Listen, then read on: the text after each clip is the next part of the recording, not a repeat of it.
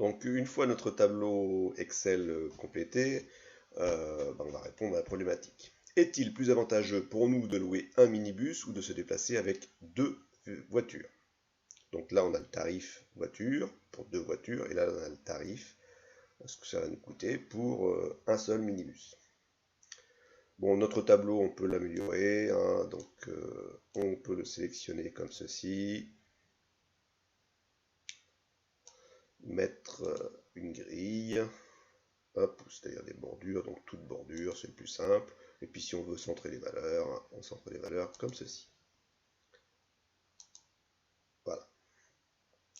Donc maintenant, ici, le coût de deux voitures, c'est moins élevé que le coût du minibus. Pour 100 km, il faut mieux prendre cette option-là. Mais est-ce que c'est toujours le cas? Donc si j'observe, ici c'est toujours... non, ici c'est toujours plus petit que 607.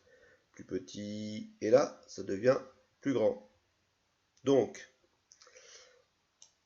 je mets ces cellules-là en jaune pour bien les montrer. Si je parcours 2300 km, il est préférable de prendre l'option de voiture. On économisera 7 €. Si je prends, si j'ai 2400 km à parcourir, dans ce cas-là, le minibus devient moins cher et donc plus rentable, plus avantageux. Donc on gagnerait 3 € ici. Maintenant, je voudrais trouver la valeur précise entre 2300 et 2400. Vous vous rappelez tout à l'heure, on a incrémenté tous les 100 km. Et je peux faire un petit peu différemment maintenant entre les deux. Ici, j'ai la valeur précédente plus 100.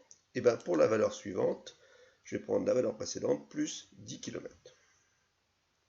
Donc j'enlève le 0 ici, donc c'est la cellule précédente plus 10 km. Je fais entrer.